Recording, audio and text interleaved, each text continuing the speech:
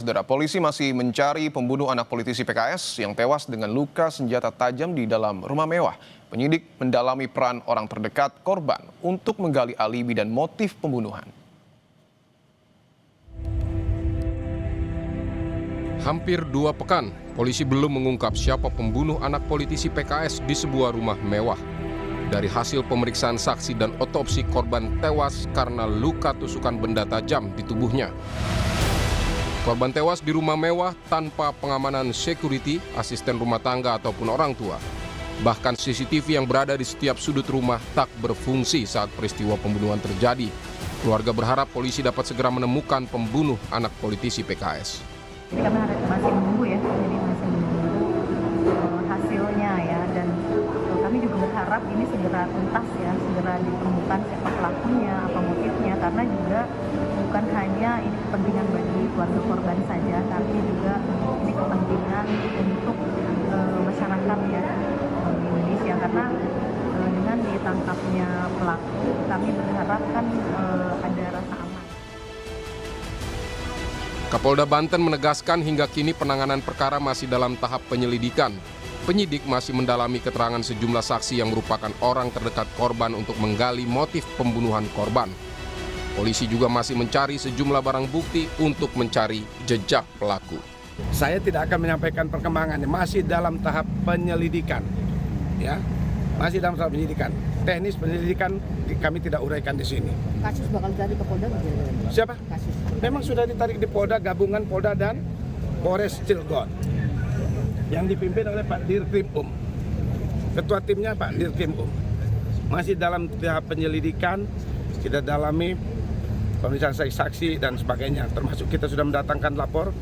Mudah-mudahan yang mendengar mencari ada informasi, segera informasikan ke kita. Mantan Kabareskrim Susno Duaji menyebut walaupun CCTV di rumah mewah tersebut rusak, penyidik masih bisa mencari jejak pelaku dengan memeriksa DNA di TKP. Susno yakin peristiwa pembunuhan dengan senjata tajam pasti meninggalkan jejak pelaku di TKP yang dapat dijadikan alat bukti. Di sekitar situ harus dicari jejak daripada tersangka. Berupa apa jejak tersangka?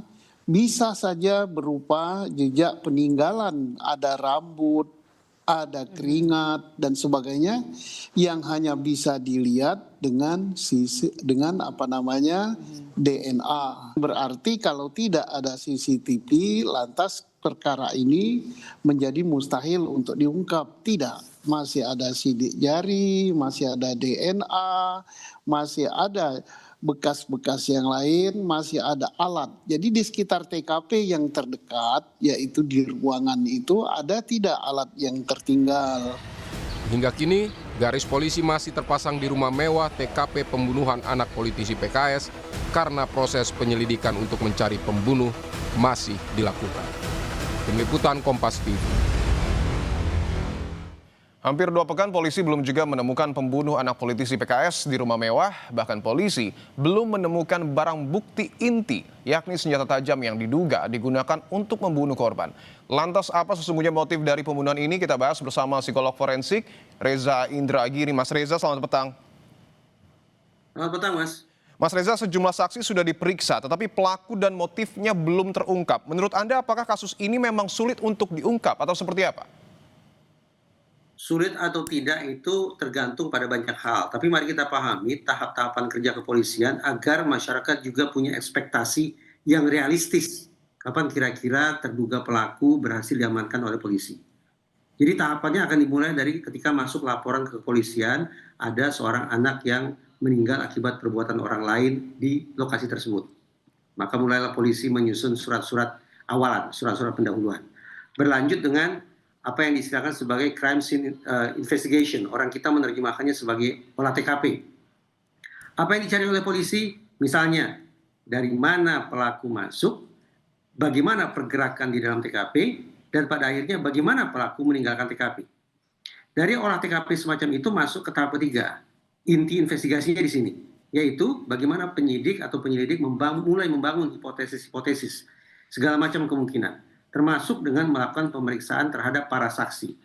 Hitung-hitung, kalau kasusnya relatif sederhana, keterangan dari para saksi akan kemudian mendorong pihak penyelidik untuk mulai melakukan pemantauan terhadap terduga pelaku.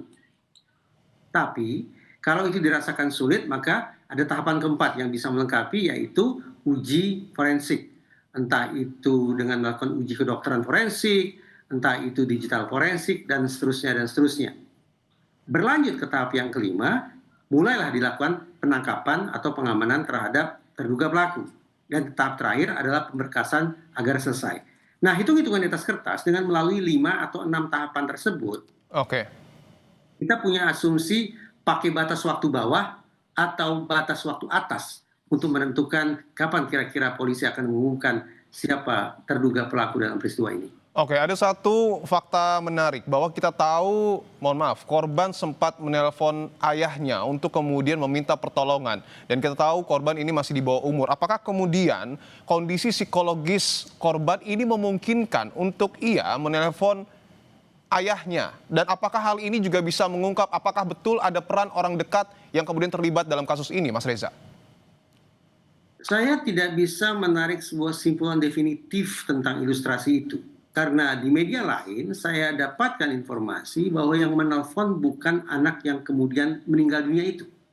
Tetapi anak lain, mungkin kakak atau saudara dari korban.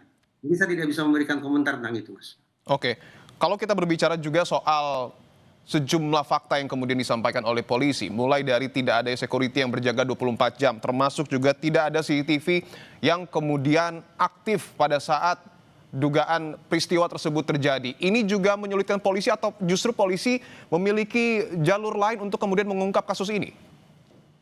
Tadi saya sudah uraikan 5 atau 6 tahapan investigasi yang dilakukan oleh pihak kepolisian.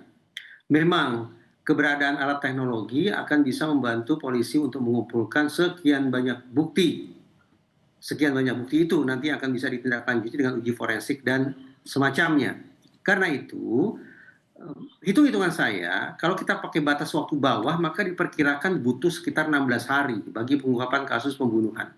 Dengan asumsi sedemikian rupa, maka perhitungan saya pada awal Januari 2026, pihak Polda akan bisa mengumumkan siapa kira-kira yang menjadi pelaku dalam peristiwa ini. Atau kita bisa pakai ambang atas, batas waktu atas, yaitu 46 hari. Kalau batas waktu ini yang kita jadikan acuan, maka perkiraan saya akhir Januari atau awal Februari 2026 baru polisi akan menyampaikan pengumuman kepada publik tentang siapa pelakunya. Oke, bahwa ada potensi kasus ini semakin ataupun terbuka lebar ketika memasuki bulan Januari ataupun Februari 2026. Tadi Anda sempat menyebutkan, Mas Reza, bahwa alat teknologi ini cukup penting untuk kemudian mengungkap suatu kejadian. Dan ada satu juga barang bukti yang tidak kalah penting, yakni senjata tajam yang belum ditemukan oleh polisi. Menurut Anda, entry point yang bisa dimasuki oleh polisi untuk kemudian mengungkap kasus ini lebih lugas, lebih terang benderang, ini dengan memeriksa barang bukti apa? Pada tahap 2, yaitu mulai dari crime scene investigation atau olah TKP. Catatan penting, TKP ini sangat luas, Mas. Bangunannya sangat-sangat besar, pekarangannya sangat-sangat luas. Jadi perkiraan tidak cukup dibutuhkan waktu 2 atau 3 hari bagi polisi untuk melakukan olah TKP secara komprehensif. Apalagi sekiranya ternyata ada beberapa TKP. Lokasi rumah itu adalah anggaplah sebagai TKP utama. Tapi TKP pendahuluannya apa? Mungkin tempat di mana pelaku atau pelaku menyusun perencanaan. Dan TKP berikutnya apa? Tempat pelaku atau para pelaku menyusun exit strategi. Jadi banyak TKP yang sesungguhnya harus diolah. TKP yang satu saja butuh waktu yang tidak sebentar dan butuh sumber daya manusia yang tidak sedikit untuk melakukan pemeriksaan secara rinci terhadap bangunan dengan ukuran sedemikian rupa.